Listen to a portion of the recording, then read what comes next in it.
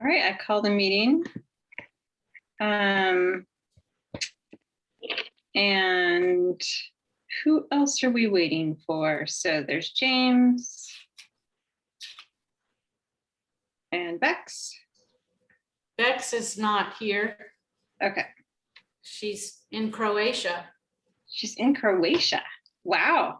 Okay, that's exciting. Well, she might be back on her way to London. I don't know. But Okay. she was on a sailboat. Did the city change? I thought that I read the minutes and it said July 12th, they were going to start having in-person meetings. Did that get changed? It did change. I'm not sure what the story was, but our last meeting, we discussed that we didn't want to go back to in-person. And then Elizabeth updated us that we were allowed to keep meeting on Zoom. Do you know any more background on that, Elizabeth? Yeah, so on, I believe July 6th, the council actually extended their emergency declaration. So the commission meetings could be online, and I believe also the car camping could continue. That will expire on the 17th, but I believe they're going to do another extension for a month and then hopefully change the code so you guys can either decide to meet in person each month or completely online. But it will be on a month-to-month basis, so that's the hope. Okay, that sounds convenient. And so we can't mix, we can't do half in person and half online. It's all our. Yeah, at this point, I don't think the rooms are set up for it. We don't really, like, I think this just room doesn't have a camera where we'd be able to see everyone. So maybe sometime in the future, but not probably this year or next, so. Okay. Okay, great. So just to clarify, for next month's meeting on August 25th, is that a Zoom meeting? Do we have a preference? I prefer Zoom. Yeah, I think because we don't even know what COVID's still going to keep doing, Zoom makes the most sense. I will not be available no matter where the meeting is. Okay, so you won't be here for the next one? No. Okay, I have to say, I expect to be able to attend, but I will be out of town at the mercy of whatever my cell phone connection is, which I think will be fine. okay. I'm expecting to attend, but if I have a problem, I'll get in touch.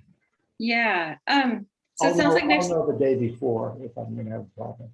okay, because it sounds like we'll definitely do a Zoom meeting, and if you're not going to be able to connect, let us know ahead as much as possible, because we might not have quorum. 2 days ahead, yeah. Okay, Because it would require that James and Bex be here. yeah, is Bex, she'll be back, right? I She's haven't. back next week. Okay, so Bex should be here, but we would need James. Does Yeah. the Zoom invite have phone number options? Yeah, Okay. all right. So does anybody want to, sorry, I'm forgetting words. I move to approve the minutes. Thank you. I second. All right, any discussion on that? On the minutes from last time? No. Okay, all in favor? Aye. All opposed? All right, the minutes from last time are passed. Thank you, Elizabeth. And the next regular meeting is scheduled for August 25th. And it sounds like we will all be there, hopefully on Zoom, except for so far Brian. There was also a request by Brian to go ahead and formally change the November and December meetings now so that we don't have to do it later, and that way we can have them ahead on our schedules. I don't know. From my perspective, I don't feel like we need to change the December one, but I would leave that up to other folks. It's Yeah, Wednesday, the 23rd. I think Christmas is on Friday, the 25th. I think we always change it when it's that close because people are home or, visiting relatives or whatever. Yeah, it'd be on Wednesday, the 22nd. Christmas is Saturday, the 25th. So we could go December 15th and move November from the 24th to the 17th. So Okay. there's two people that aren't here, and so it concerns me a little to make that decision, or I guess we could do it tentatively and then at Yeah. the next meeting, we could confirm it. How's that? Yeah, so maybe we can put on next time's agenda to vote on changing both November 1 week earlier and December 1 week earlier for both meetings. So that puts us on the 17th and then the 15th. Because then if someone isn't, if Brian or Larry aren't at the next meeting, we'll have their buy-in at this meeting. So Yeah, that could work. perfect. Thank you. Does that work with everybody, or does anyone have a conflict for this? Okay. All right, so let's vote on that at the next meeting, but everybody put it on their calendars for now. Do we have any announcements? I have an announcement. Yeah. I just want folks to be aware, because I think that this is going to be kind of confusing when we think of environmental things that are happening in the city. Is one, I and Marnie and others are working on something called the Ashland Solar Co-op that you'll hear more about. But there may be another group or organization working on something called Solarize Ashland, which Jeff Sharp may kind of be on his own, and those are different things. And then I know, just to let people know, Stu and Bridget have been sending things out kind of about Electrify Ashland. And there's a group that met yesterday to form a 5013C led by Julian Bell that is starting a group called Electrify Ashland, and Julian's going to start going. What? He's going to start going door to door with his own money, trying to help people get replacements for their gas, changing to HVAC, their gas water heaters, etc. So this is why I think, the different groups need to try to continue to meet and have a grand scheme of things instead of the right hand not knowing what the left hand's doing. But this Electrify Ashland is going to be coming at the community with two similar sounding things from different groups, as is the solar now. Sorry, Lisa. So Brian, thank you for that announcement. I'm very confused, and I'm sitting here with the information, and maybe this isn't the place to ask the question, but why? What is the value in duplicating or using a name that already exists?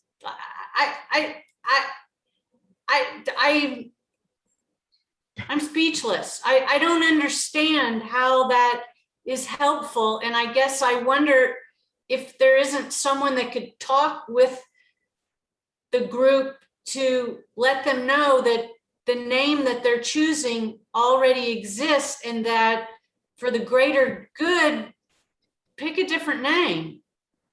Well, I'll speak for, I'm sorry, Jamie. Oh, go ahead. Sorry. Go ahead. You were going to talk before. I was just going to say, in a way, my initial instinct on the matter as far as the name, I mean, I'm on the Conservation Commission and the greater good is conserving. So as long as they're not violating any copyrights or whatever, I don't really care what the name is, as long as we're all trying to conserve resources. Brian? My opinion, though, is I think it's going to be quite confusing, and people could be operating for the same goal from different angles that will just confuse the community. I think I'll speak for my opinion is Jeff Sharp's been very much wanting to get going on solar, and I think he feels it's going too slow. I think he's going to be targeting bigger investors that might be looking more to take advantage of tax breaks, whereas the solar co-op will be maybe looking at not businesses so much, but residentials who don't have good solar access. So they may be quite different things, but it would be nice if they kind of had a strategy of working together. I think Jim Hartman is going to try to reach out to Jeff and just make sure of that. The other thing regarding the Electrify Ashland was just brand new to me as of Friday or Saturday. I ran into Mr. Bell at the co-op grocery shopping, and he invited me to listen in. And he's just, he's resigned from the Ashland Climate Policy Commission and is kind of going out on his own with his own money to try to get offer rebates to people who want to do that. And I told, so I sat in, I didn't join their board, but I sat in on their meeting yesterday or Monday, where they elected a board. And they're going to pursue a 5013C. And I said, are you aware that city council approved city staff to pursue a USDA grant to get money to kind of do the same thing? And it just wasn't exactly clear to me what he was aware of with that regard. So I hope I made him aware of that. I don't know, Stu, maybe you know more than I do, but so anyway, I just tell you, I'm not intimately involved with that. I've just become aware of it. And like you, Rissa, that was kind of my, Risa, that was kind of my initial response was, wow, this is going to be confusing. Stu and then Risa. I was just going to say this was the announcement section. I didn't know if we wanted to have a whole conversation about it. This is the first I've heard of that effort, so I don't know that I can comment really on it yet. Okay, Risa, and to what Stu said, I appreciate the announcement that this is happening, but again, similarly, we don't want to have an extended discussion of it. I pass. Okay, Larry, I and just want to say, can we just hand this off to Brian to keep us updated? He seems to be in the loop on the confusion. that'd be great. You want to keep us updated on kind of how these things move forward and how they fit into our efforts as well. Yeah, I'll do that. And I'll try to, if possible, especially with the Electrify Ashland, try to make sure that it's done within the context of the city staff efforts too. Okay, great. Does anyone have any other announcements? Jamie. Did you mean comments about that or a totally different announcement? Totally different announcement. I do, but I'll save it for my Recology update. Okay. All right. I'm just have the announcement that Anya Moore did apply to join our commission. And so she has submitted, and I submitted a letter of support for her to the mayor. We haven't heard anything back, so we're waiting for that to go forward, and then we'll have her on the commission. I also did request that if they could take up the issue of making a young person an actual voting member, that we would support that. Thank you. Yeah. Okay. And reports from members of other commissions. I don't think we have anyone here to do that, so we will move past that. Is there any public forum for today? Nope. Okay. And then Tanya emailed and said she wasn't going to make it today and that she didn't really have anything to update from council, so we don't have that either. So we might be done a little bit early. Staff updates. That's Stu. Hello. Let's see. My little project list here. I think the main thing to update on is that I have submitted our final application to the USDA for the loan.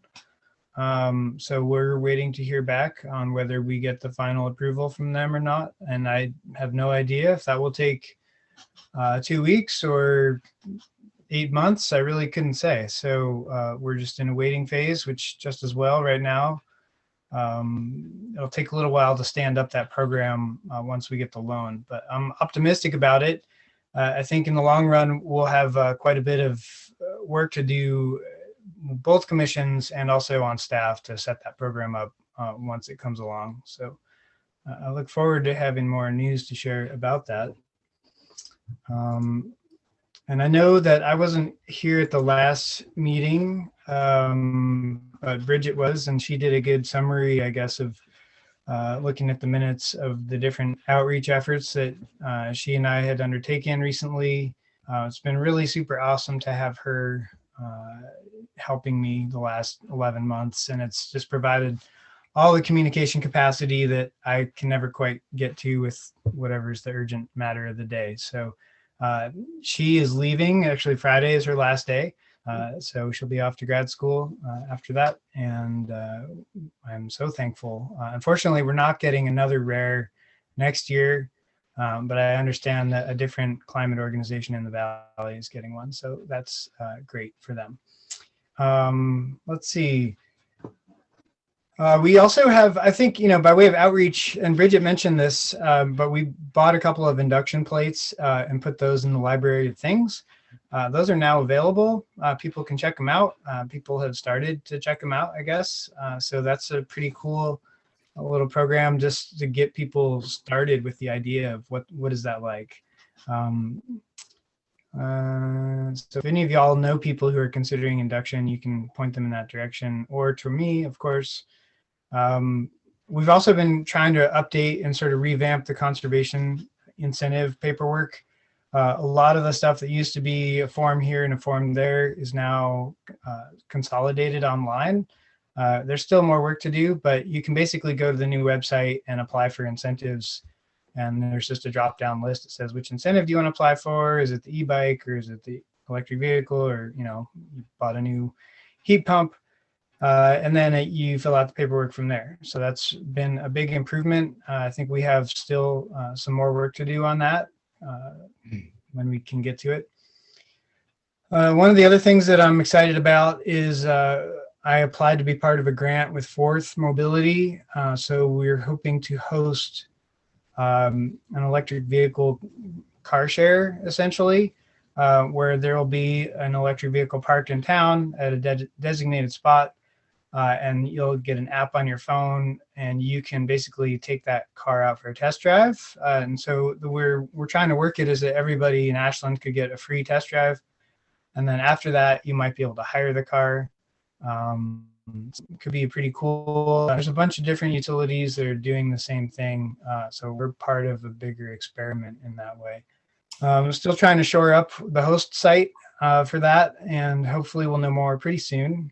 But if that rings a bell for any of you, send me an email after the meeting and we can talk about it.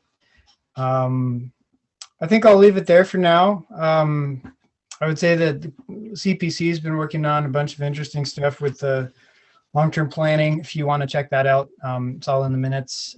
They submitted some feedback to the state DLCD about their climate-friendly rulemaking that's going on, or climate-friendly communities rulemaking. And they're looking forward to longer-term updates for SEEP. So if you have any questions, happy to take those, or we can move on. Thank you. I saw Brian's hand up. Did you still have something, Brian? No. No, okay. Larry? I was just wondering, Stu, I mean, I so much want to second what you said about Bridget.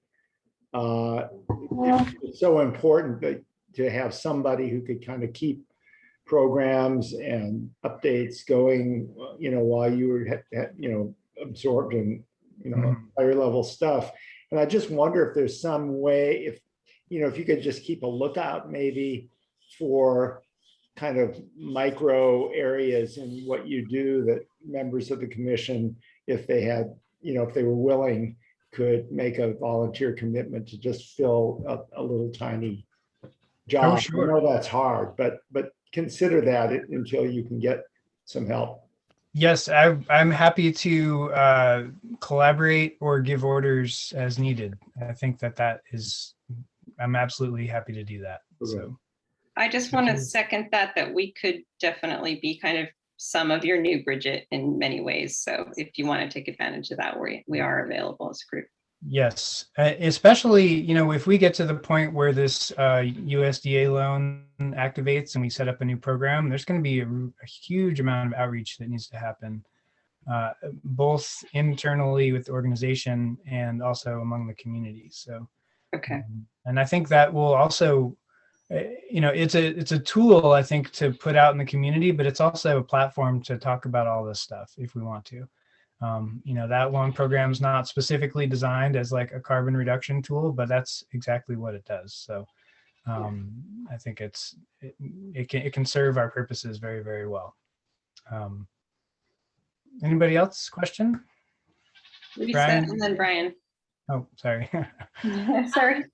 I just wonder, Stu, whether or not it makes sense when you do your staff updates, if there's just a little like ask that you have each month, where you would just not spend a lot of time creating it, but just like during the month, if there's things that rise that seem like it's possible that you could, put our way, you could just do, it's just like a Stu ask corner, Yes. at each meeting where you could say like, this is like a 2-hour commitment. This is a 2-hour a week commitment for a month, or, just maybe that is a way that we could help you and it's like defined and we're saying, ask us. Yeah. Well, I can tell you right now, what's most helpful to me, I think, at least in this realm, anytime you talk to the community is great.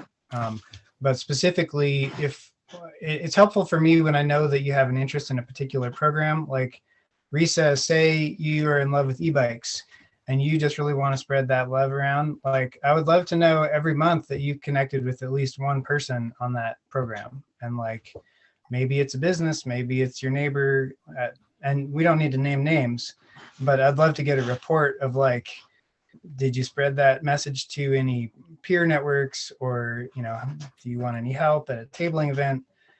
And so that way it kind of narrows the scope a little bit, where it's just like you take one thing instead of being a representative for every city program, you can kind of like pick your thing. But to the extent that I can deputize you all with the knowledge of all the incentives, I would be happy to do that. And maybe we could come up with like a little 1-page menu of like what's on offer at the moment, and then everyone can be familiar with that. That's a huge help.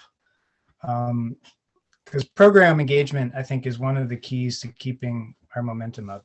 So anyway, that's my brief thoughts. Yeah. That would be really helpful to have your 1-page kind of thing of what specifically is going on. And, I know, speaking for myself, I'm always available to do tabling or other events. And I know as a group, we've been wishing we had much more direction from council, but we don't. And having direction from you is also something that we are always looking for. And we don't want to just go do outreach on our own personal interests if that's not aligned with what's actually the priority with the city right now. So. Well, like right now I have some soft goals with our incentive programs, and we're more or less on track to meet them, but I would love to blow them out of the water, and that specifically is really EV incentives and e-bikes. Those are the two that I'm personally measuring right now. If the a solar program is very popular, it's helpful to boost that as much as we can, but like it's doing well already. I think generally fuel switching stuff, if we're wanting to meet our SEEP goals, is the most helpful thing we can do. So home heating and cooling, transportation, fuel switching, that's going to have the biggest impact, I think. But also, I want to think about the other piece of it, which is adaptation, because that's in a lot of ways what people pay more attention to and what they resonate with a lot more of, like, oh my gosh, the smoke or the heat or the fire, that whatever, landslide. that affects everybody. And so in some ways, I feel like we're doing a good job of getting that messaging out, but only on certain topics. So anyhow, we could have a longer conversation about that next month if we wanted to do that, or following. Okay. Risa, did you have more? No? Brian? Stu, two things. One, I'm wondering on the e-bike rebates, do the bike shops still have many of those available to give out? And two, regarding the USDA grant, Mhm. 2 city council members and the mayor were against that. Mhm. And kind of some of the comments were, well, we don't want to be in a position of the city giving out loans and having to chase down people that are delinquent on making those payments. So are the rules of that loan pretty much made by the USDA, or do you and staff make those, or who makes those types of rules, like for loan terms and loan amounts and Sure. chasing down people who forfeit on them, et cetera? Yeah. So that's a lot of different questions nested together. But briefly, on the e-bikes, we have switched over to a voucherless, more permanent program now. So there's not a limit, and all the participating shops are participating. So that's good. For a while there, we had some people who had exceeded their ability to participate, or couldn't for whatever reason, but now they're all back online. And then let's see, as far as the USDA thing, I should just reiterate, it's not a grant. Right. I mean, it's a loan. Definitely a loan, a big difference. And what it is that it's a 0% loan to the city, but then from the city to utility customers, there's a small interest fee to cover the operational costs. So it's zero interest as far as the business proposition is concerned. I think what we need to do is put more educational resources out there once we know this is a real thing. Once we have a better understanding of what the timing of this program is, like how long will it take to stand up, or how quickly could it be stood up. And in the intervening time, we really need to work with everybody to make sure they understand how it benefits Ashland. And I definitely understand of being averse to taking on debt, but cities often invest in their own communities, and this is exactly what that is. We're using federal funds to make an investment in the community, and the fact that it's a 0% interest to the city is really the only way that it's even possible. So, and it's funding the type of program that we would never have the capital to do ourselves. So in my worldview, it's only adding, even though it will require, especially me, to sort of divert some resources and stop doing something so I can support that more. That's the nature of climate action, is you have to move your opportunities around and take the next best thing that you can. So this is the next best thing for Ashland, I would say, far and away. Risa? Isn't it a perfect example of providing a concrete thing that allows and encourages diversity, inclusion, and equity? Oh, 100%. So here's the feature of this program. We can borrow at 0% from USDA. We can re-lend that money at 0% for our, any kind of loan product we want to make that, is targeted for low income or for multifamily. Well, multifamily might be a different situation. So to answer Brian's other question, a lot of the rules are established by the USDA. It's all in the Code of Federal Regulations, but we determine a lot of the operational criteria of the program. So, there's a lot of things we can do with it, but the more we give the money away, the more we eat that operational cost. And I'm trying to sell something here that's self-sustaining. So therefore, we can't provide zero interest loans to everyone, not unless we want to bankroll that as a city, which I don't think we can do currently. So anyhow, don't want to get into the weeds too much, having not prepared for that. But I would love to talk about it again when we get the loan awarded. Okay, that sounds good. Larry, last question. Yeah, I just want to make a comment on that whole thing, is that getting a loan like that is a really valuable resource to move forward in applications for grants.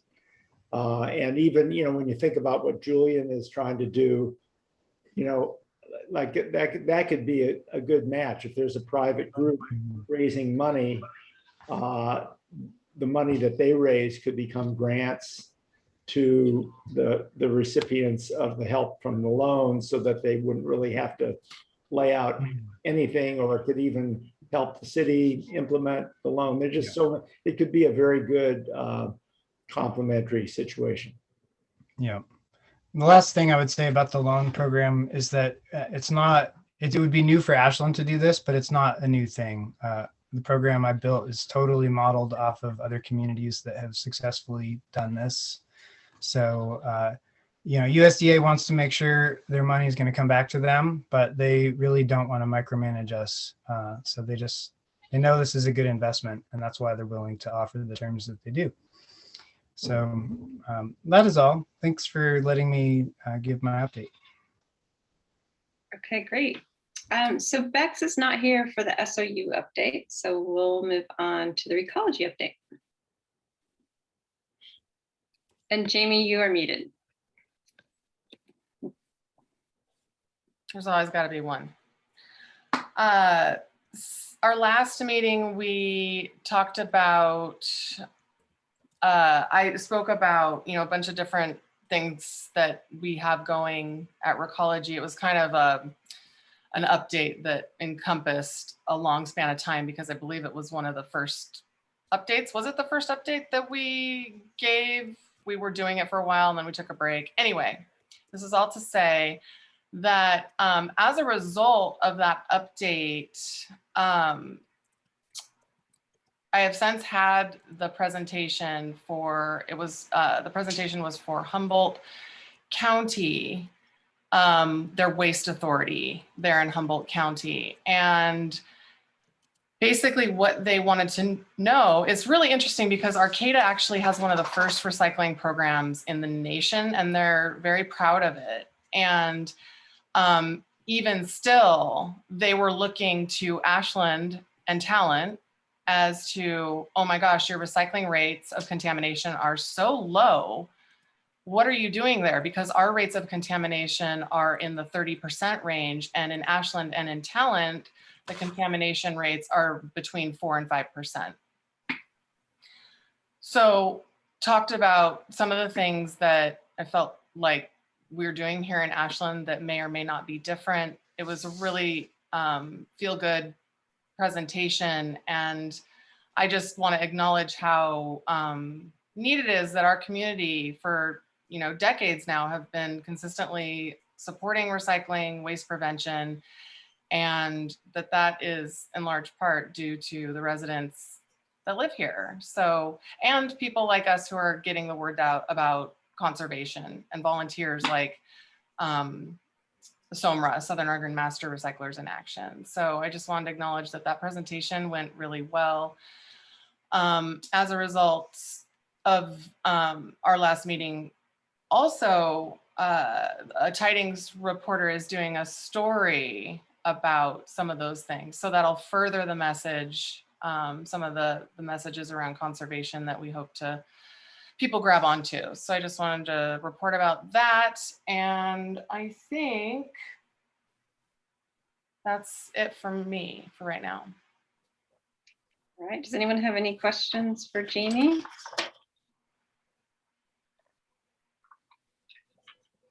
Okay, thank you, Jamie. All right, so then we have the annual report to council, and I'm assuming Bex put together what's in the packet, but I actually don't know what the source was. This was just last year's report as an example. Oh, as an example, okay. And usually what we do is we build, part of what sort of grounds the next presentation to council. We kind of use as a starting point the most previous one. Just, Okay. it doesn't mean it's the best way to do it, but that's how it's been done before, to see what we did, what we're still doing, and Okay, thank you. So it looks like the council update is August 17th, is that right? And I can go ahead and build on this, on the previous one. And I wonder, Risa, would you be available to help me with that? Because I think you have the knowledge of, from kind of your leadership during the last year to my becoming chair this year. well, For continuity. I certainly help, and I bet Bex would, throw something your way. Okay, that'd be great. Sure. Yeah, I'm trying to think of the best way to move this forward because we won't have another meeting in between now and then. And so we won't be able to vote on that specific item. Will that be a Zoom presentation to city council or a live? It will be live. It'll be live. Oh, okay. I hadn't realized they were meeting live again. And that's August Last year- 17th? Last year it was on Zoom. Okay. On the 17th, yeah. Yeah, so they're meeting in person now. Okay, And to my knowledge, they won't. They're still kind of trying to figure out if they're going to let, or a way to let public testimony and certain presentations be given via Zoom, but I don't think that will be by the 17th. okay. So I think the best way forward is if anybody has things that they want to make sure that I include in the presentation, to send those to me. So And actually, I know it might seem easier that way, but could you guys kind of maybe put some ideas out based on last year's format just today, and then kind of make a vote on these items and whatever, Marnie's discretion is to add more or subtract as needed? 'Cause it would be nice to have an official vote on this whole report since it's so everyone.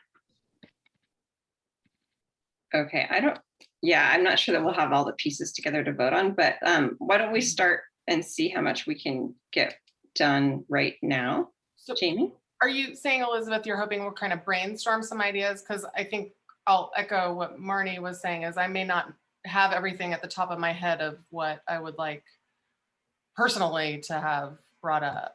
So is that what you're hoping for, is just a little bit of Well, brainstorming? And it would be nice to have an official vote saying, you guys, this is your annual report for every year. Be nice to have that for the minutes if everyone agrees. Last year, I think you guys kind of talked about what had already happened this year based on the report from before, what you're working on, what you hope to work at for the rest of the year. So if I guess kind of put out those projects, and then, Marty could kind of take a list down and compile that into a written format for the presentation. But it would be nice to actually get a formal vote on it. it is maybe a possibility we share a screen and throw up what we had from last year and then say yay or nay to that as a starting point? Yeah, I could do that. Let me get on the. Yeah, I'm just like making notes right now off the top of my head to hopefully share. Okay, well, let's get as far as we can. I know I'm very bad at just thinking off the top of my head in this kind of a setting. So it'll all come to me later. But I'll do the best I can. And we'll just, when we vote, we'll have to also vote with the addition of things that come to any of us later and that we get submitted in time. The other option, I guess, would be to ask for 1 month delay, and I would be happy to have something ready to go for the next packet that we all can vote on, if that is an option at all. I don't know how disruptive that is for council though. I mean, if you guys really want to do that, I don't think it matters. So yeah, we could do that if you really want to. I was hoping it would be back on regular schedule, but it's whatever. I saw Larry and then Risa. I was just going to suggest, if we're going to have a discussion now, maybe one person could just take notes, maybe in the chat, and with the bullet points that people want to see in there, and then we could just send that. When that's done, everybody will have the same list? Or or do you have another way to do that, Elizabeth? I mean, if we're going to brainstorm or make a list, there should be a way that we could sort of see it while it's happening.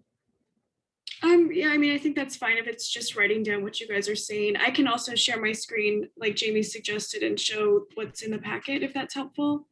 I think that'd be helpful. Yeah. And then we can add to it. Risa, did you want to add to that? Well, let's just see how far we get, and then, and because maybe we can just bang through it, but Okay. let's just see how far down the road we can get with it. Okay, sounds good.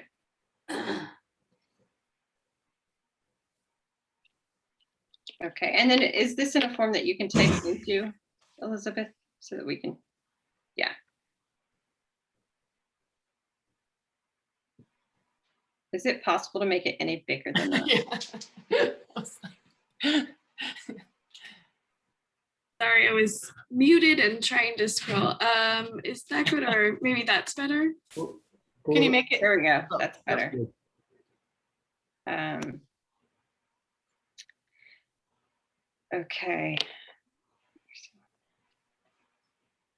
So, the checklist is going to go off the list because that was from the previous year. The sneak preview articles we've continued with. Yeah, and maybe just add, the current name is called Conservation Corner. It might be good to throw that in the sentence. Monthly sneak preview, Conservation Corner, monthly articles. That would be great. Is this a moment? It's in the process. There was also, I don't know how successful we were, but we had brainstormed and kind of had ideas about how to further that writing each month that's published so that it is also it also goes on the city's website. I don't know if that, that's like an outreach thing. Yeah, making them available online. We can add that. Are you talking about the articles, Risa? Yeah, and Yeah, Elizabeth had been compiling those on the homepage, but I don't know that she has time to do it every month, but we could. she does it she's pretty impressive. She's very impressive. She's more on it than we are. She'll reach out to me, each month and go, hey, where's that article that the commission approved? And so I guess, I think it's So, fine to say that's what you guys took on this year of, because there was other of like emailing it to people and social media. So I think that's fine to put in the update of you guys have expanded past the sneak preview. Thank you. And we're starting to find other outlets for our articles, which is still in the process. So, okay, progress around tackling single use in food services and looking what other cities in Oregon for their field are doing. So this is a lot of the work that Risa, that you and Bex have been working on. So do you want to update some of that language? Well, I can't remember, maybe Jamie has the exact language, but Bex and Jamie, Bridget and I don't remember the name of it, but we did this Zoom outreach thing to the city around. Rethink consumption? Sorry. Yeah. So I don't know the precise wording, but that should be thrown out there as one thing. Okay. That we did. And there's a couple other things that I prefer to get Bex to describe them, but we had worked with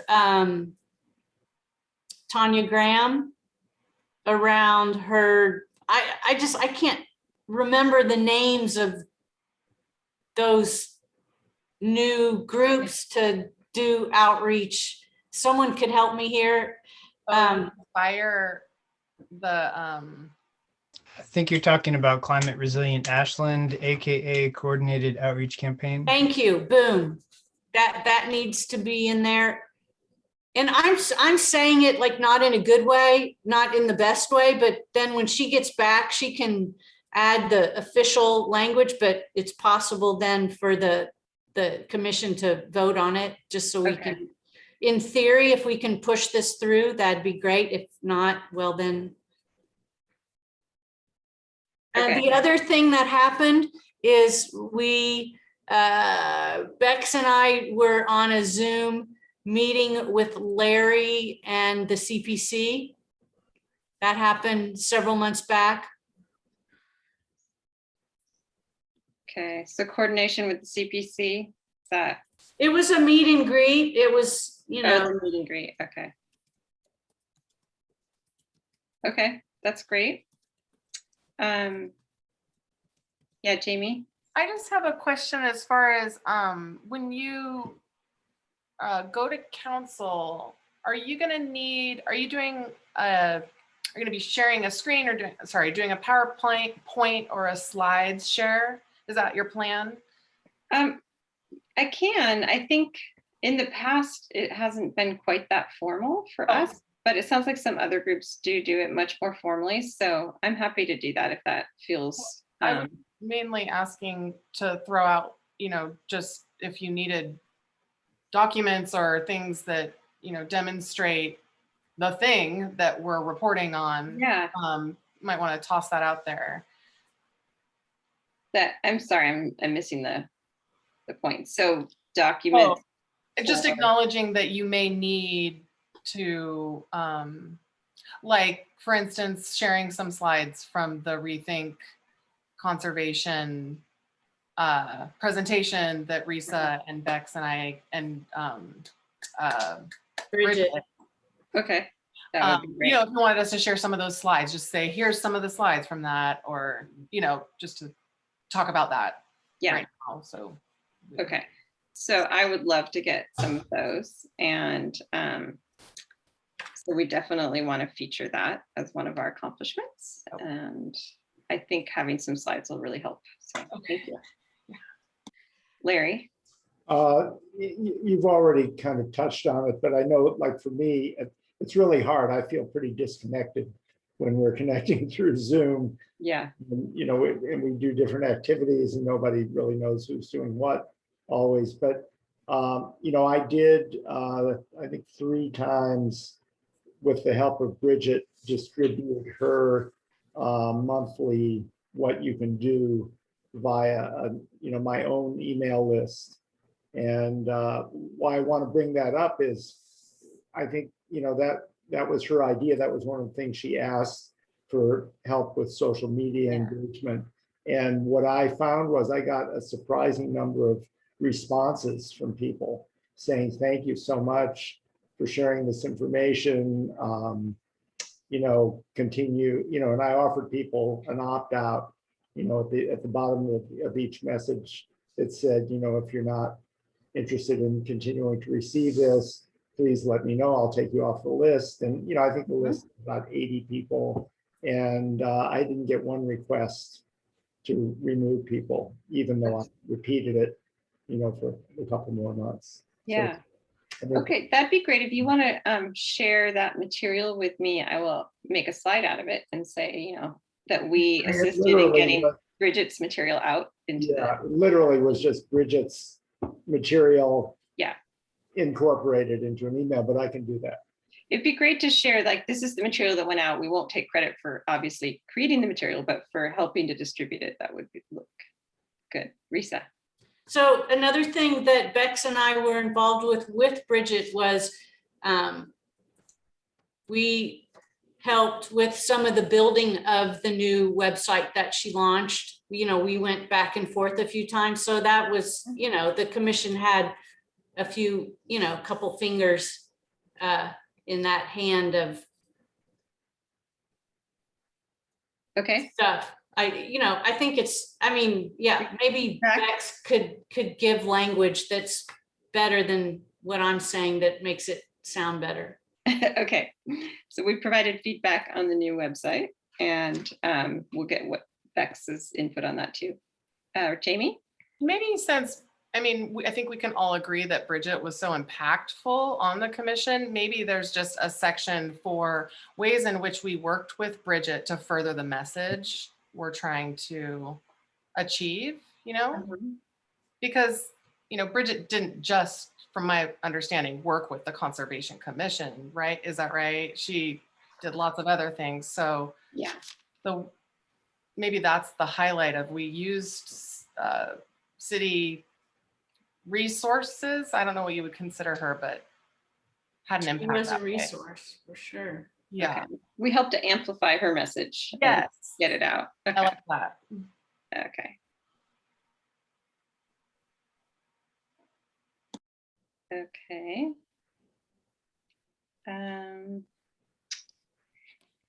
And so I can't see everyone on my screen at the same time. So if anyone has their hands up, and I can mostly see you, but sometimes not. Okay, is there any other item, Risa, to add? Well, to what this? about Brian's work with 20's Plenty? Uh-huh. Brian? I don't have anything new to report, really. No, I didn't. For the last year. Yeah, Yeah. that was something that you were involved with. Yeah, I That's- think, and I think it would be good to emphasize that that was one place where a conservation commission member worked with other commissions. Yeah. Yeah, And also that we gave feedback on the transportation plan, which also includes 20 is Plenty as well.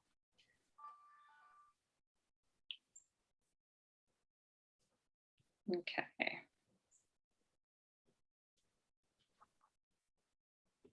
Okay, anything else we want to make sure, or anything else based on the old list that we want to update? A lot of these things will go away because they're very specific to the previous year. Do we want to give any more information on Road to Go, Risa? Anything specific there? I don't want to be redundant, and so I can't remember precisely.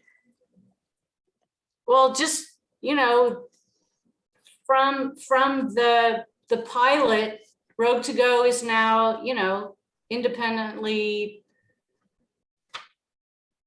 operated by a newly formed nonprofit. Okay. You know, I don't know how to, but yeah, because basically it's something that was born through the commission in the city, and now it operates independently. You know, with this doing the same work, but just more of it.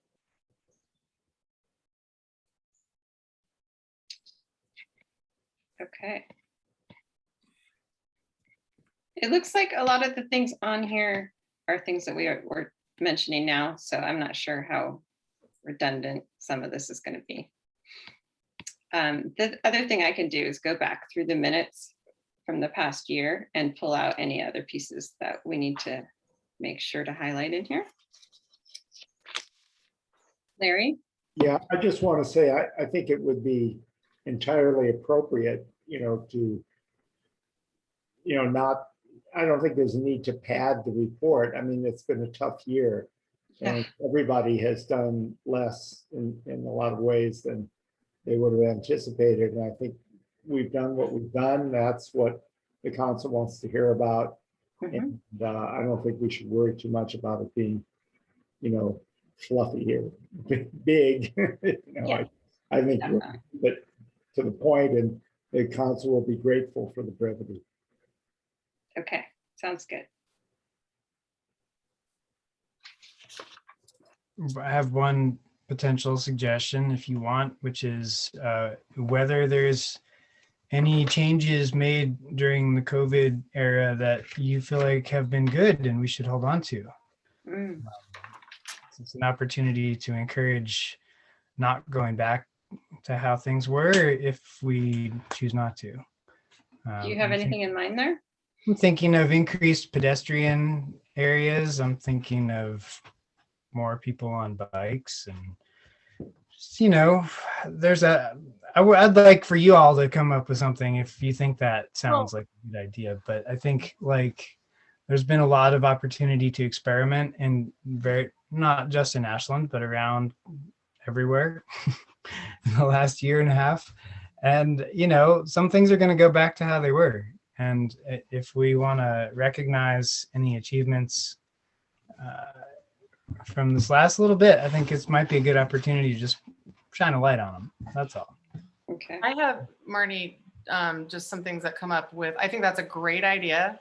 Mhm. I mainly like it because I think it's so easy to focus on the negatives of, well, it's not necessarily easy. I think it's hard on us to focus on all the negatives actually, but I think it's good to provide some balance. One of the things that comes up for me that in a way is a city thing, it's not necessarily directly related to the commission, is at Recology, we have an annual leaf drop event, that's designed to, increase composting opportunities and also prevent wildfire. And we decided to move that event from our tiny little recycling center out to the transfer station because we could better honor social distancing requirements out there. And turns out we had more participation. It was a better venue to have it, things like that. And the other thing that comes to mind is that, none of us are driving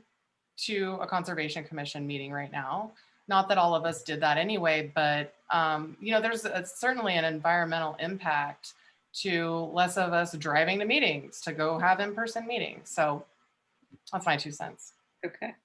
And I think actually more of us have been able to participate in meetings even when we're traveling and we're other places as well. And that's been really helpful. So, okay, thank you. That was a really good example with the leaf drop event, and that you had better participation even though it was moved for social distancing. Does anyone else have any examples to add to things that have changed in a positive way? Well, this is a response to Stu. I don't know if it's appropriate as a addition to our report, but one thing that I observed that was really unique, and it had never happened before. I'm very involved in cultural presentations, especially music. And I remember when the Ashland Folk Collective put together a series of trailer concerts, where they had where they had musicians on a trailer that was being pulled around neighborhoods with a solar powered van. And, it was so cool in that here, people were starved for live entertainment, and there wasn't a way to do that, but people's imaginations were stretched to the point where they came up with this alternative that worked out really great. And people, turned out, I remember that you could invite them, if you made a contribution, they would come by your house, stop for 5 minutes and play a song. But they also made a stop at Railroad Park, where they did a whole set of music. And there was, really a lot of people from the community spread out, socially distanced on the lawn. This was like, here was something that we could do that kind of just rose up from the community as a result of the pandemic that was, pretty much used zero fossil fuel energy, yet spread around a lot of joy and music, which otherwise would have been presented in a venue that, required a certain amount of electricity and a lot of driving. And, I don't know if it really fits our report, but I just wanted to bring that up. Okay. Risa. So in the spirit of what Stu mentioned, I could throw in a rah-rah for Rogue to Go, because it wasn't planned to launch a pilot for reusable containers. But there we were in January of 2020 trying to launch this program with the pandemic happening and everything shutting down. But the beauty of Rogue to Go and the way the whole sanitization process for the containers actually was not hindered by the pandemic, and the health department was, completely comfortable with that process during a time when the incremental use of single-use everything escalated. But Rogue to Go offered an alternative that actually survived and thrived, expanded into Medford, you know, during a pandemic. So could throw that in there. That's great. I love that. So it thrived and expanded. It's really important. Okay. I had another one, but now it's lost. I can't remember what it was.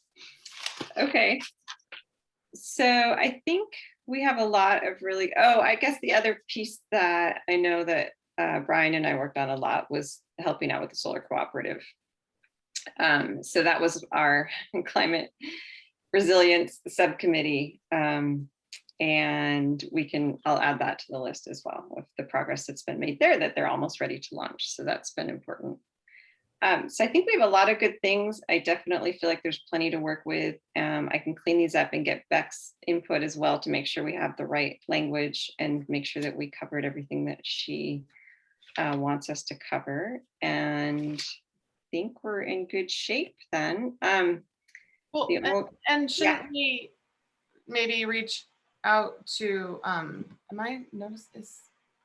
isn't there someone else missing from? James is missing. Yeah, we should maybe check in with him too, if we're going to check in with Bex.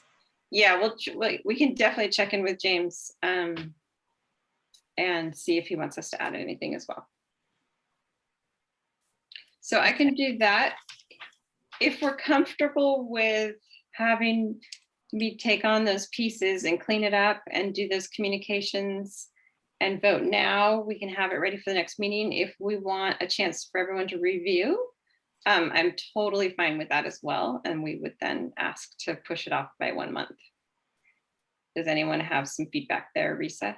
Well, I just asked Elizabeth if what you just said, Marnie, if that's okay. And if it is, then let's push forward. Okay. Yeah, if someone just wants to make an official motion saying you'll adopt what you discussed or something along those lines, that's fine. Okay. Are we saying adopt it and not ask Bex and James? No, we'll still ask Bex and James, but okay. basically you won't get to vote on what their input is. Got it. Yeah, but So- we'll definitely get their input. So I move that the commission vote on adopting the gist of listings we have discussed and that we feel comfortable with Marnie using her discretion as she gets additional possible input from James and Bex to be presented to council for our annual August 17th. I second that. Oh, wait, do we need to have discussion? We need a second first and then discussion. I second it, but that what it is. Oh, okay. I second it. Okay, and is there any more discussion? Okay, all in favor? Aye. Aye. All right, all opposed? Okay, motion passes. Thank you. Well, I feel honored that you trust my discretion, and I will clean all of that up. I'll make a PowerPoint and I'll make sure Bex and James have a chance to give input as well. So, and we will be there August 17th. Sounds good. Thank you. That was very, what's the word? Sorry, I don't talk very much anymore. So now in meetings, it's like, where are the words? It was very efficient and I appreciate that you pushed us to do it now, Elizabeth. Thank you. Jamie. When do you need the slides by? I know before August 17th, but you're probably wanting your presentation done well before that. Yeah, if I could have them before actually August 6th, that would be great if that's possible, because I'm going to be out of town for a little while until the 13th. Risa? My guess is that the entire presentation can be accessed and that Elizabeth or Stu could give you the website thinger. And it has, you can maybe pick and choose what you want for that. And What presentation are you talking about? The one that The has. rethink consumption, Oh, the that PowerPoint that, and she could take 1 or 2 slides from it and stick it, you know, if it's just the title or, you know, just, Okay, is that something that you have accessible, Elizabeth, or should I wait and get it from Jamie? I think we have the video online. okay. I'm I not sure. think I think I have Bridget's slides from that stuff. Perfect. Okay. I'll yeah, dig through it. that just seemed easier. Okay, Might take me a couple One less days. thing to do for me. So yeah, Yeah. okay. It's public, it's in the public domain. thanks for the reminder of that. Yeah. Okay, Who should I connect with about that? me, Okay. Very good. thank you. Okay, great. Let me get back to the agenda. Okay, now we are on to the sneak preview. We have a couple things. We have a fantastic article on switching off of natural gas that we were asked to review. So hopefully everybody had a chance to look at that and give feedback back. And then we're going to discuss kind of the future of those articles and how to keep them going efficiently. So any feedback on the article? Brian. I'm trying to find the article, but I don't have it right in front of me, but there was just one thing where it talked about switching to electric, and on the, specifically on the water heater part, I think it would be good if it said something about switching to solar water heating or electric. Like a heat exchanger? No, just solar panels on your roof. Well, actually, a heat exchanger is way more efficient than actually using electricity to heat. No, I'm talking about passive solar heating. Yeah.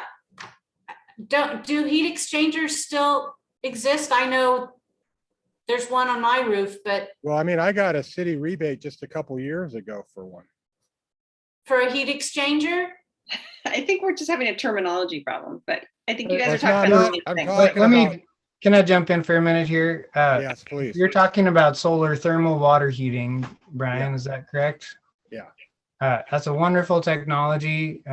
We all love it, but there's really nobody installing that around here these days.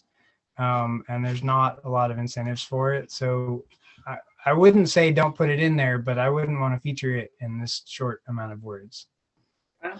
So I'm just really, so that program went away a couple years ago then?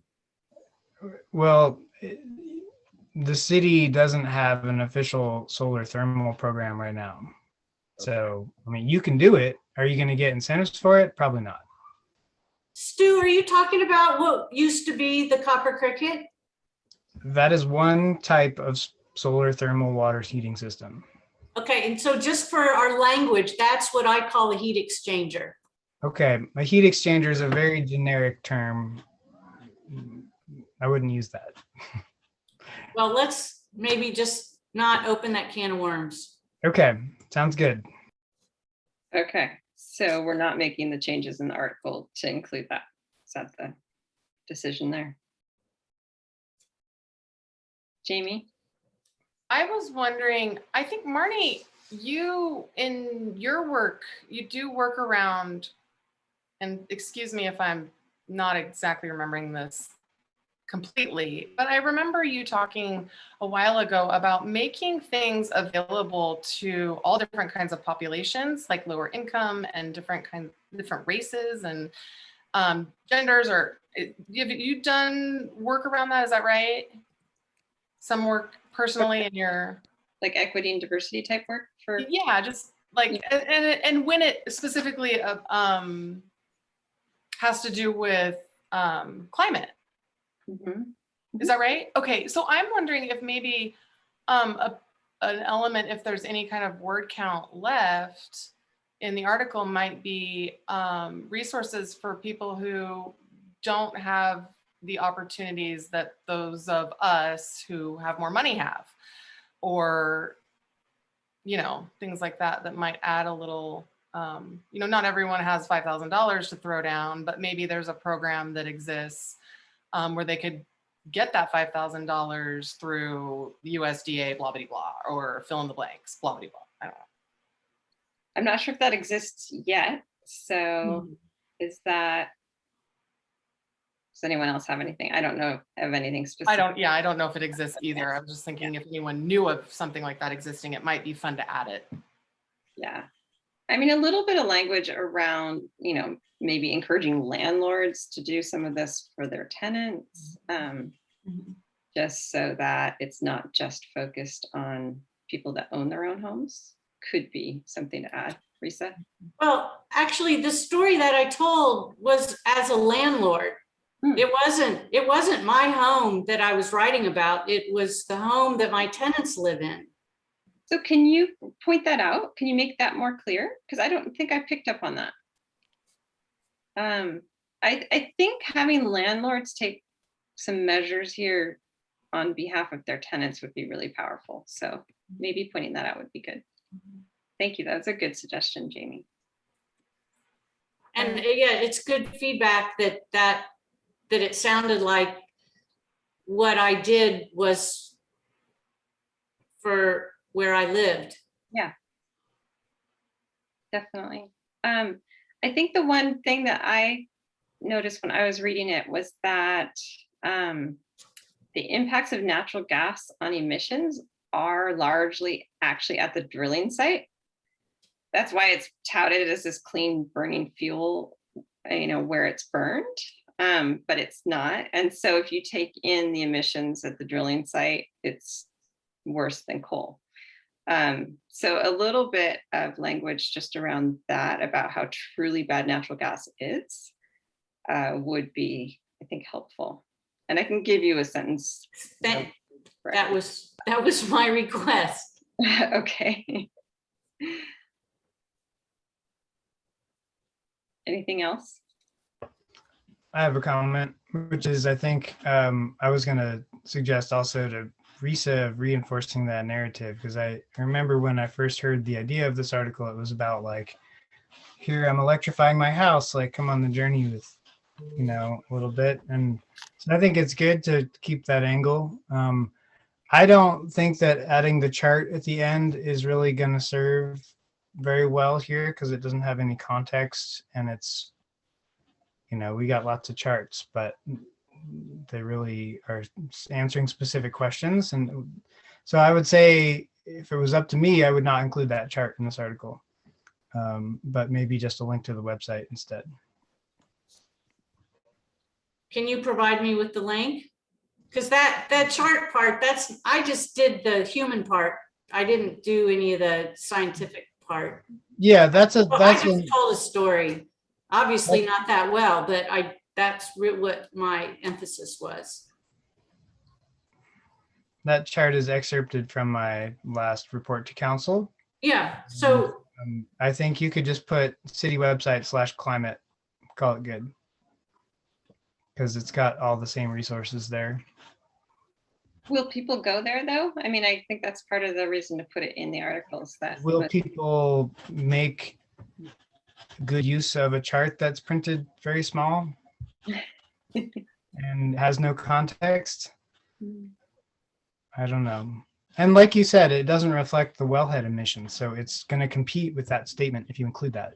So, you know, it just raises a lot of questions, and that's not a bad thing. But if you're trying to convey a clear message, I wouldn't go with it. That's my suggestion. What do you think, Risa? I have three things that I'm going to address. Okay. One is with your help, Marnie. The other is me going back in and maybe making it more personal as a landlord, having done this for a rental. Okay. And then removing the chart and adding the city website /climate. Okay. And the website's already in there, just so you know. So you don't actually have to do that. Yeah. Just kill the chart. Remove it. Okay. Okay, anyone have any other edits or want to make a motion? Larry, Yeah, I move that we approve the article as commented on, and that we'll, presume that those are the changes that will be made. So we've discussed them and reviewed it. okay. Second? Jamie seconds? I second. Okay. Okay, any more discussion? All in favor? All opposed? Okay, thank you, Risa. We have a request from Risa to basically pass the hat of the organizer of the articles. And I want to see if anyone wants to pick up that hat. Jamie? I just wanted to be clear before we move on to that topic. It says TBD plastic recycling. Is that for sure that I'm doing that article, or are we deciding? I think we're Is just, that's part of this discussion? Yeah. Oh, okay. I apologize.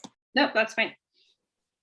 Yeah, I think we should discuss kind of who's going to take on that organizational piece and then discuss what the next article is. And so the question still is out there, who wants to pick up that hat, which really involves just tracking which articles are coming up next, double checking with the author that they have been done, and then being kind of the middleman of getting them off to Curtis so that we have one point person that always knows that the articles are done and moving in the direction that they need to go. I'll Yes. do it. You'll do it, Jamie? Mhm. Okay, fantastic, thank you. All right, so Risa, can you work with Jamie and just make sure she has whatever she needs to talk to Curtis and, Absolutely. okay. And thank you, Jamie. It's, Sure. I realized after the last meeting that I fully support, the evolution of whatever it's gonna be, but I'm done. I've done it for like so many years and I really don't want to do it anymore. So Thank you for doing it for so many years, and you don't have to explain why you're done, but yeah, being done is fine. thank you. Thank you for keeping us going. As far as the next articles, we have some potentials, which are plastic recycling. We have the solar cooperative. We have a water article. And are any of those, more urgent than others as far as timing? I would just say that given that Ashland has a 4 to 5% contamination rate and is doing well under the national average, that maybe the recycling one isn't the most imperative at the moment. And knowing that the Tidings is doing a recycling article as well, probably not high on the list of priorities at the moment. Okay, because I would say, it is nice to go with a positive story of like, wow, look we're doing so much better than national Oh, average. but that's not the story I was going to write about. Right. No, I'm just Yeah, thinking yeah. it is nice to celebrate when we do things well, but because the Tidings is writing about it, it might be a weird, redundancy. So Brian, did you have something to add? Well, I was saying, I see your name's under the solar co-op, but I would be happy to do that, but I can't have that one ready until the November one. So November could be solar co. And I don't know the water one. I had written something that I think was going to be a full article, and we incorporated it, a briefer version, into an article in the last month or two. So I don't know that one needs to be on there. Yeah, I was just going to say on the water, I think it's important to have a water article in the next couple of months because a lot of people are really concerned about where our water supply stands and the risks that are out there with fire danger, and people really want to know what's going on. And I haven't done, I'll do this later in the meeting, but I have an update from the Public Works Department on a new web little widget that they created where people can see what we're doing in terms of water consumption and how much water is left each day in the reservoir. But I think that it's a good time in the early fall to sort of hit people with something about water, because that's when we're the lowest. And if we end up in curtailment, which is not expected but could happen, that's when it would happen. So that's all. So do we want to do that in October then? It looks like we have October. August and September, right? Yeah, October is good for that. Okay. So are you going to take the lead on that, Larry? Yeah, I'm fine. Okay. Risa?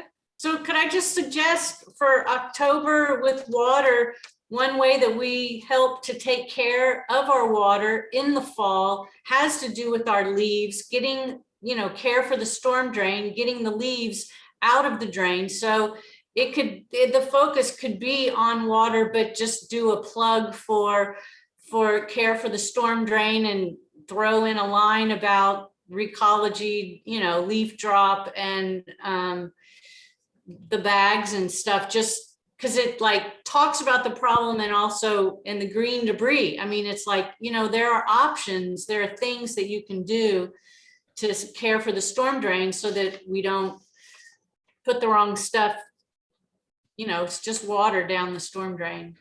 Anyway, Okay. just suggestion. It's Yeah. just a suggestion. Well, that's a great suggestion. I would love, Brian, if you would have time, just to kind of have someone to bounce the water thing off of would be nice.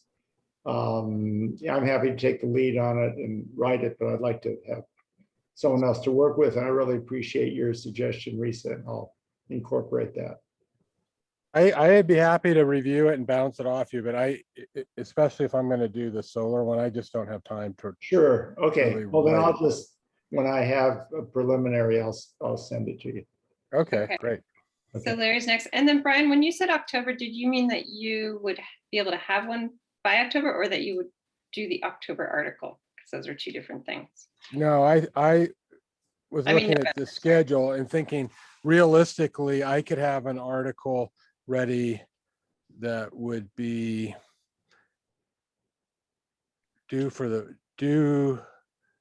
well, let's see, probably October for the packet, November for the sneak preview.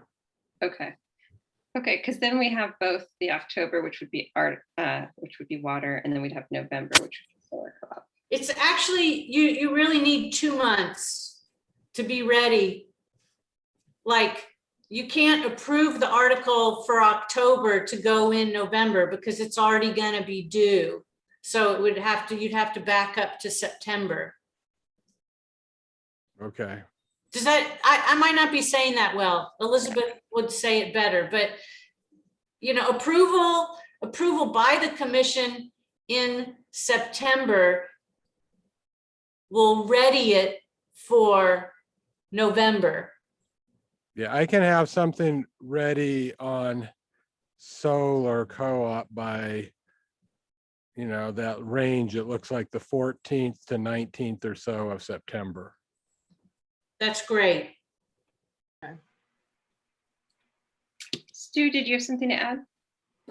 I was just gonna say that whatever the next article is, it's due for the packet on August 16th, Monday. Okay. So, and that would be the water article. That would be the one that's published in October. Okay, Yeah. so the water one lined up for, and August 16th, it'll be due for the packet. Is that the right date? And then, Did I get that right, Elizabeth? Yeah, the Monday, 2 Mondays before the next meeting, yeah. okay. And then, so the next one after that would be due in September. And it sounds like that's too soon for the solar co-op one. Is that right? So we need one more in between. And that September due date is, to reiterate, for September, October, November, the November. Yeah. Sneak. Okay.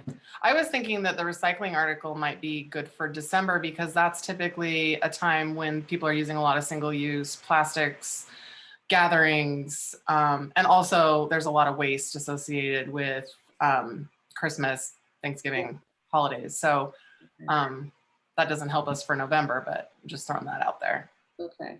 Well, I wonder, Brian, if I helped you with the solar article, do you think we could get it done so that we would have it in the packet September? Have it in the packet. So when Then- does Elizabeth need it then? That's when she would need it. So Sorry, I so- think it would be the 13th, but I think Brian, you said that week of the 13th, 14th, you could do that, right? Of September.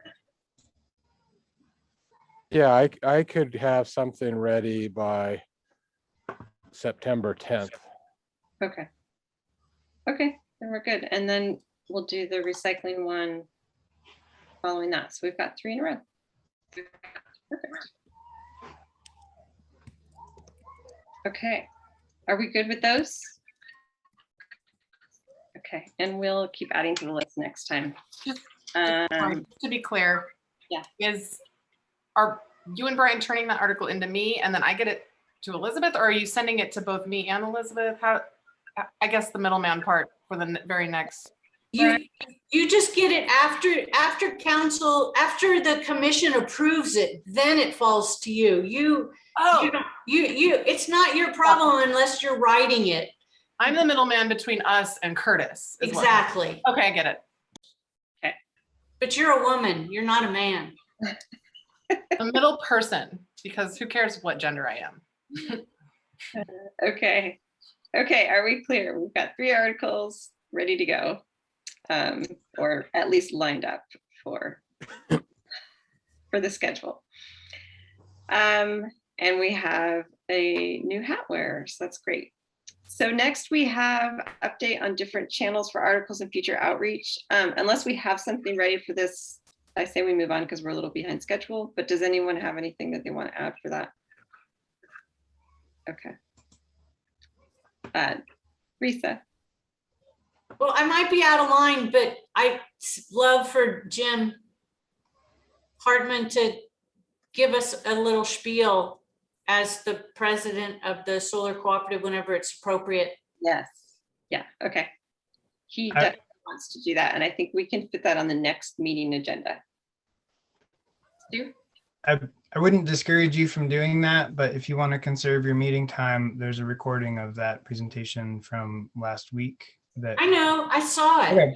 I know, I just wanted to, for the folks who weren't there or don't know, may Yeah. not want to wait a month, and that's all. We have it archived if anyone wants to watch it now. We're not that conservative. Thank you. SEEP update. So Risa, do you want to start with responsible consumption and single use? Do you have any updates to share with us for that? I have nothing. Okay, there we go. Fast. I have something, but I don't know if it matters. Okay. I put, inspired by this, it's not a subcommittee, whatever the heck it is, I can't remember the name. Inspired by that, the ad that is either in the sneak preview right now or coming out in the next month is all about the spoiler alert, so plug your ears, ad that is designed to be interactive. Circle all the items that don't, or that, having trouble remembering. Circle all the items that are recyclable. And the trick is that none of them are, and a lot of those items are single use. And so will be interesting. I think that's a pretty compelling, fun thing that was also inspired by a former ad that I believe Risa was behind way back when. So it's a revamping of that. So that was part of my work, Okay. part Great. of the not subcommittee I'm on. A small informal group that met. That's awesome. And then how do people find out the answer to that? Do they have to go to the website? It's written in very faint writing at the bottom of the ad. Okay, okay, I'll look for that. Okay, the climate resilience group. So we basically are just working on solar co-op. And there's been a lot of movement there and a lot of work done. Brian, do you want to give an update on the contract stuff? Yeah. Let's see. So I reviewed the contract and a lot of it was very difficult legalese, and a lawyer is reviewing it. It will be in a more layperson form that will be on the webpage that Marnie's working on with another gentleman. The webpage is being worked on, will be up and ready. The people that are really involved in this now are mostly the board members and a couple people, and we're going to have a day-long retreat in a couple Saturdays from now. So I think this is really going to happen, and we're going to strategize different things about where to think about getting roofs, who to target. One thing that came up interestingly today that we're not going to promote too much, but as inflation ramps up to 6%, and the likelihood of electric utility rates going up, the solar co-op will probably become a better investment for people. Yeah. So I think it's going to happen. The presentation that Jim Hartman gave to city government recently resulted in the unsolicited contacts to Jim Hartman of 4 people who want to invest in it. So I think there's interest that's starting to get going on it. Great. Yeah, the piece that I've been working on is the logo and the website, and working with David Spinney on getting that up and going. So we have an informal website right now. I think it does have a web address, but it's not really meant to be sharing at this point, but we're very, very close to having that ready. And One other thing I'd like to say about climate resilience is that kind of separately, Lori Kaplan is kind of taking on a project, I think, of trying to get the chairs of the Conservation Commission, the Climate Policy Committee, the CCOC, the CPC, and the Transportation Commission, and a couple other key interested folks to kind of have a Ashland resilience working group. And she's looking at dates for that. And that was actually something that we were, I think, going to talk about formally today, was giving approval for that. yeah, But I didn't see it on the agenda. it says climate resilient Ashland, 20 minutes. Oh, okay. So we'll get to that, but thank you. Okay. And then the water use and conservation, any? Yeah, I do have a brief report. I've been contacting Scott Fleury, the Public Works Director, each month before our meeting to get an update on water, on the water situation. And if you look in your chat, I shared a link that I'm going to show you on my screen. Let's see, there it is. Are you seeing a very colorful screen with graphs and numbers? We can see it. Okay, so if you copy that link, you can get to this, and I'll just give you a really quick tour. This is new. I couldn't find the link on the city website. This is what Scott sent me, but I'm presuming it's there somewhere. Maybe Stu knows where it is. But this is a graphical version of what we had in previous years that Julie created. And you have to spend a little bit of time mousing around and reading it, but essentially, like where my cursor is, shows the current reservoir level, 78.5% as of July 28th. This is the trend line of the water use, reducing the reservoir capacity. And this is why it appears that, at least through September, where this graph goes, if the weather cools off and we get a little bit of rain out there, we'll probably be okay.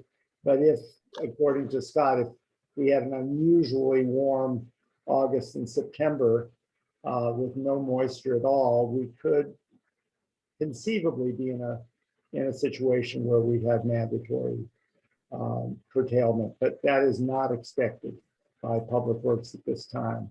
And then this graph down here shows you can sort of see the plant production is the blue line, and it's influenced by the amount of tap water used. And I'm having trouble seeing everything here because maybe I can get it. Yeah, I'm trying to, okay, now I can get it. And maybe I can just get rid of,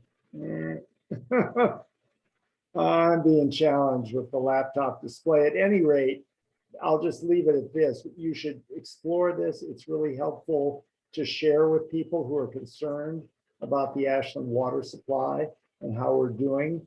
And they pretty much can see everything there. And the main thing that's going on that's different than past years is that on that chart, which I can't get back to now.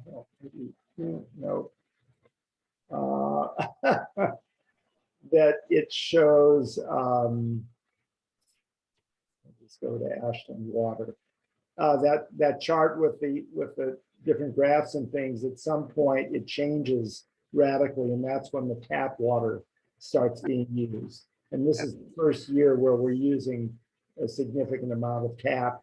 And the other part of my update, I'm going to stop sharing because you can all look at this yourselves.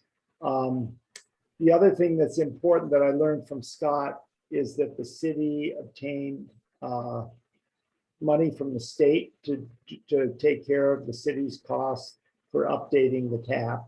So that problem is solved. The work has to be still done. And the other thing was that the city, maybe it's from the same money, will be able to purchase and install backup power for our pump station on the tap, which, if you remember, last year during the fire, we lost access to that water, which was a huge crisis and put us in a really bad position. And we don't, hopefully that won't happen again. And I was gratified to hear that from Scott. So it seems like the Public Works is really on it for, resiliency for our water system. So any questions on that? Thank you. Yeah, but do use that link. It's very, very interesting. Okay. Okay, great. So we have a request for outreach on the SEEP and conservation programs requested by Larry. 10 minutes. Is that? I honestly, I'll yield the 10 minutes back. I don't. Okay. Remembering exactly what I was wanting there. I don't know. Okay. I think that might be what I just did. Actually. Okay. Great. Yeah. Well, good, because we kind of need the 10 minutes. So. Okay. And then we had a request by Brian for a discussion of having a nuclear energy presentation. Did you want to talk about that, Brian? Well, there's a group of folks that I've been having conversations with who are very much concerned about climate change. They would probably identify themselves as environmentalists their whole lives, and have taken a change in their position regarding nuclear energy and feel that given the climate crisis that's fossil fuel and greenhouse gas fueled, that society has not come forth with any plan in a reasonable amount of time to address that. And nuclear energy is such an energy intense source of energy that they think it's worth investigating and moving towards having as a power source. And they're interested in presenting to the commission with the idea, I think eventually maybe that the SEEP or the Climate and Energy Plan may make some comment about nuclear as being a viable energy source, albeit not perfect, and only in the context of a portfolio that involves a sufficient, a real big investment in renewables. I think there's a lot of people I don't think are open and willing to even look at nuclear. I know I myself wasn't until I read a book about it called A Bright Future. I think I loaned that book to Larry, and I think he's read it. And I think it raises some interesting issues that it'd be wise to just listen to. I do think that this group of folks is going to talk to City Council about changing the status of Ashland as being a nuclear-free zone. Right now, there's a very old thing on the books that weapons and fuels are not to be transported through Ashland. Dating back to a lot of the Physician for Social Responsibility actions, probably back in the 1980s. So anyway, I think it'd be interesting for us to just listen to it, be open to it, and then see if it tweaks your interest. And they would probably, like whatever amount of time we would give to a presentation, 15 minutes or so. A guy named Dan Belenke would probably be the presenter. Do they already have a presentation ready? Is it something that they're? Well, I think they will probably formally present to SOCAN before that. Okay. And Yeah, so it would be a formal presentation. okay. Does anyone have any input as far as that as a use of our time? Is that something that the group wants to invite to hear and learn more about?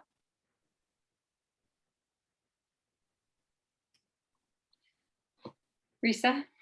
Well, at Brian's urging, I watched a TED Talk of a guy, I can't tell you his name, Brian could, talking about nuclear energy. And I came away from that presentation with, I went into it with a question and came away with the same question. So as far as time that I would spend more learning about it, the part where I am continue to be stuck has to do with mitigating the stockpile of existing nuclear waste.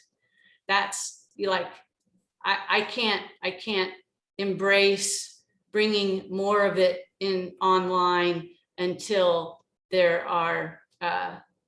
until we are well on our way to mitigating the stockpile that currently exists. So that's sort of my between a rock and a hard place. Yeah, and I don't think they really addressed the waste issue adequately in that TED Talk I sent you. No. But, I think that, that's a great question. It brings it up. It brings up other questions that people don't really talk about, like, how much land use solar would require and the heavy metal use that would go into either our dumps or, waste facilities or to the developing world to maybe be recycled. I'm just saying, as one person on the commission, that's where my interest lies, not in comparing it to existing imperfect systems, but looking at nuclear and addressing those specific answers. That's I'm one of many people, but that's. Well, I think that's a legitimate question. If we had a speaker that you could ask a speaker who's trying to promote this as an alternative to trying to get just renewables. Yeah, so we don't want to discuss the issue now, but we're just trying to decide, is this something that we have questions on, that we want to learn more about, that we have an interest in, and we feel like is applicable to Ashland specifically as a community? It sounds like there are some questions that people have. I would be open to hearing more about it and learning more about it and feeling more educated on the issue.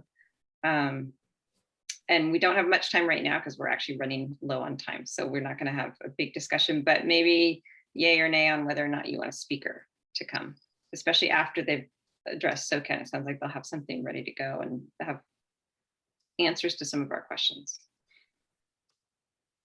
Jamie says yes. Larry?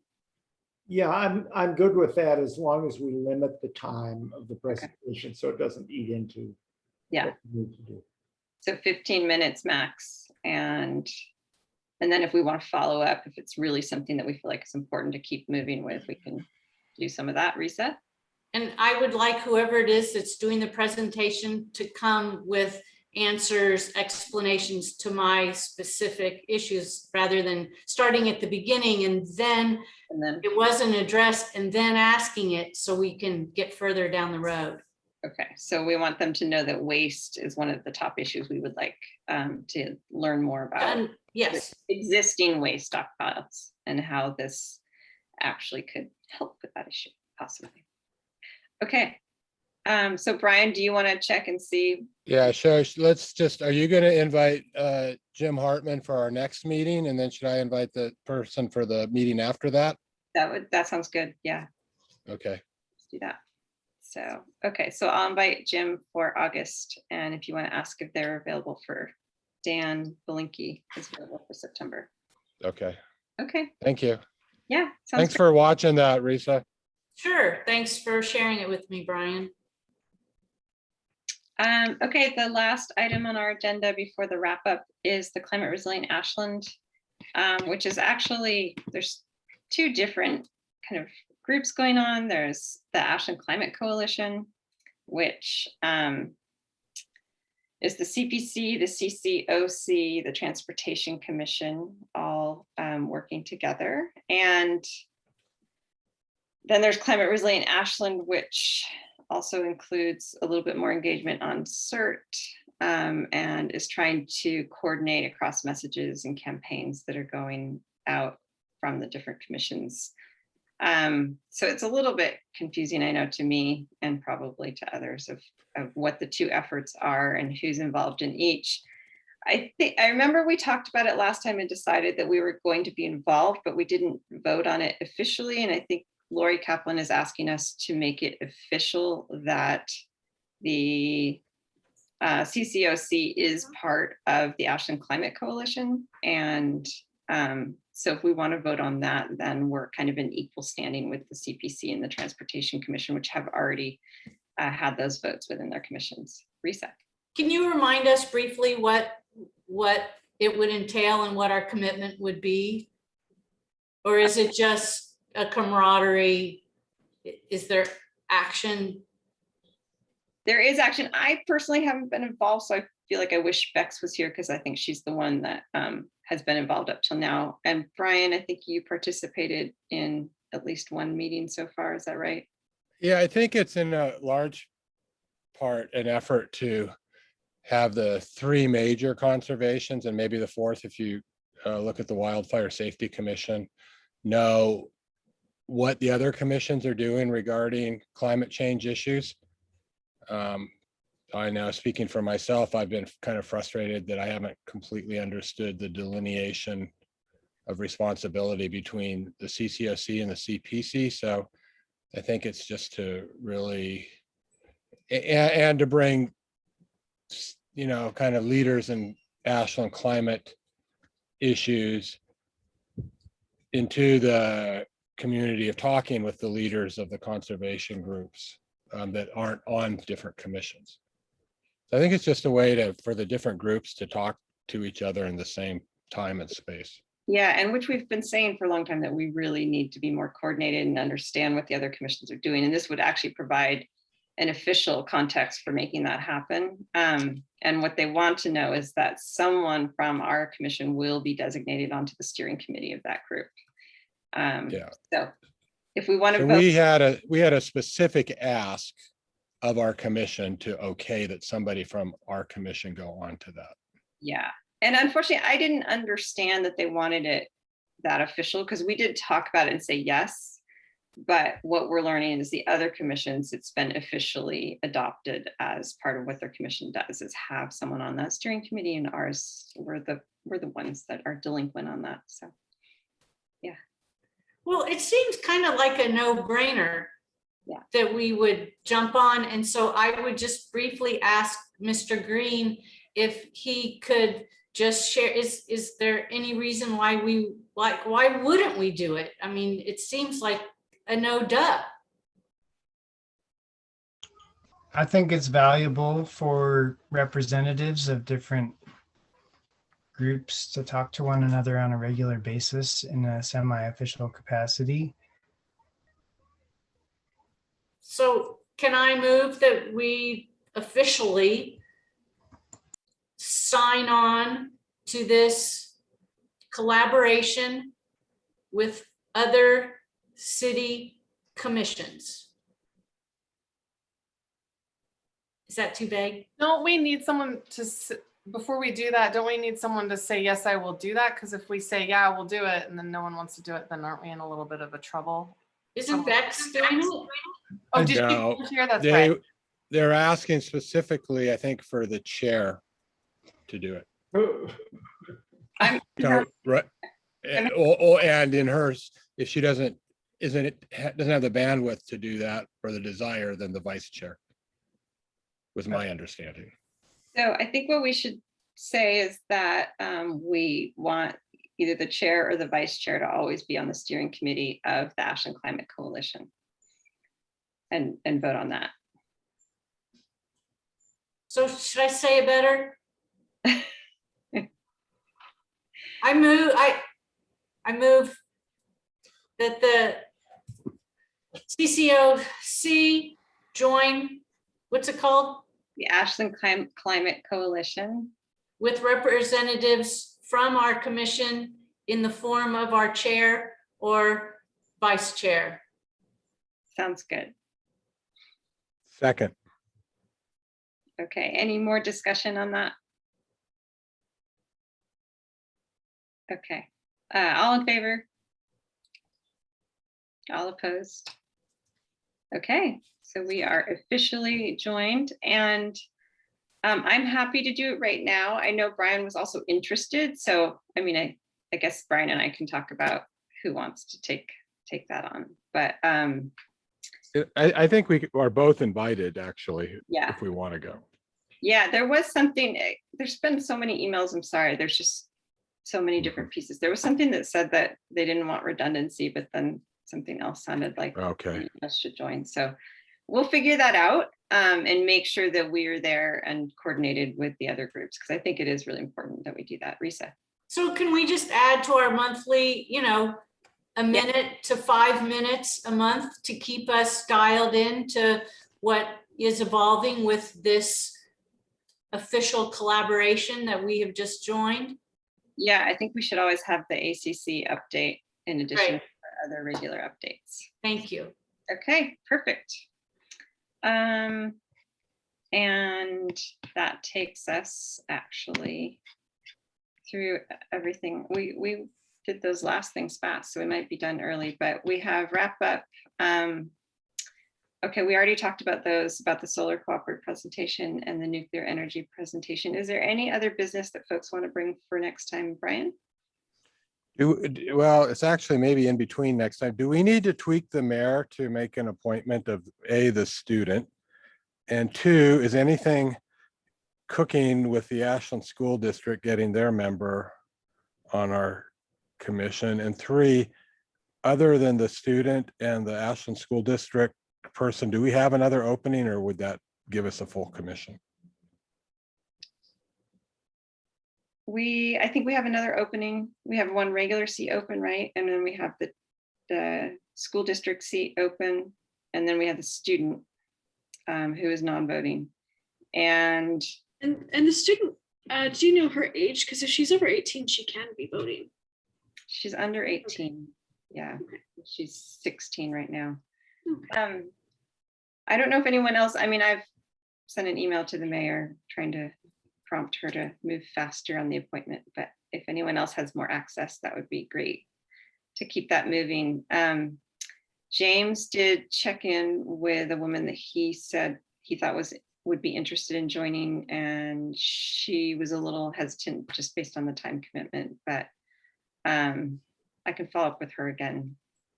It just didn't, it kind of fizzled out. So And how do we usually get a person from the school district? Is that the superintendent appoints it or the school board or what?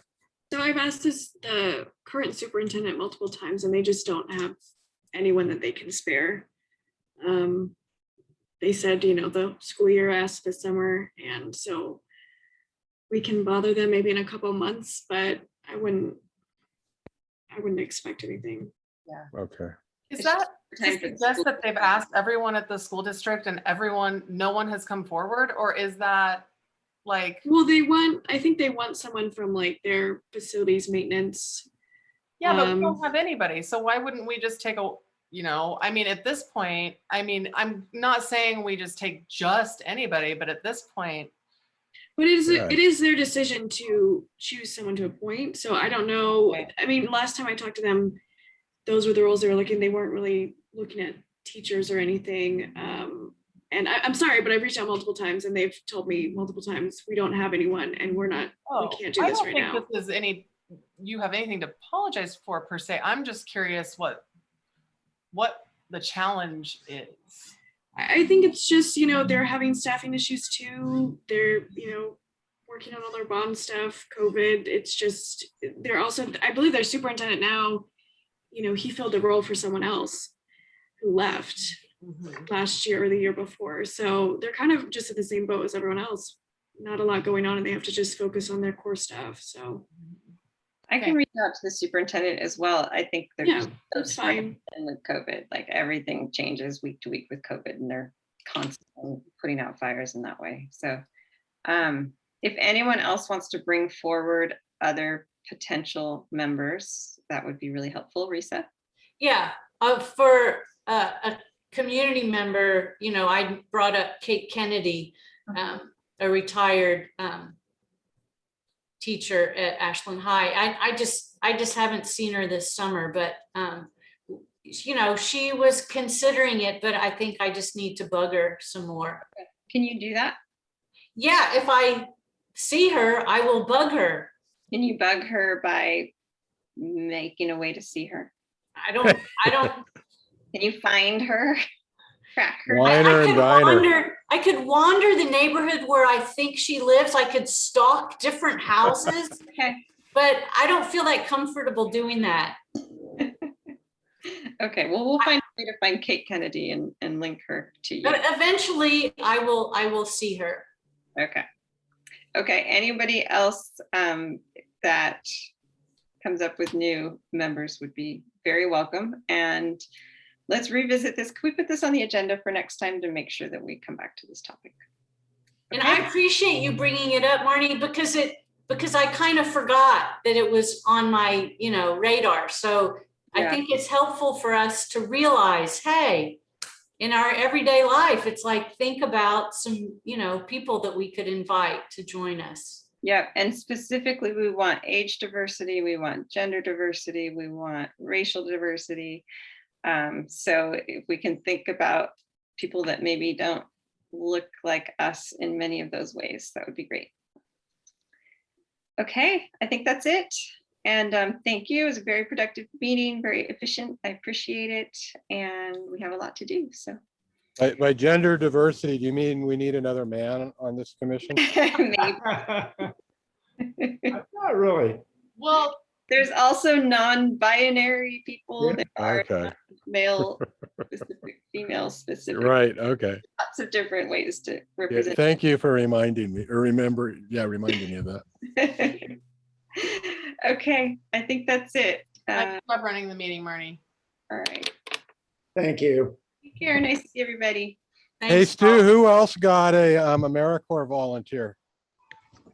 I'm not at liberty to advertise for anyone else. Okay. Sorry. I heard, but now I can't remember. Yeah, I All knew the other day.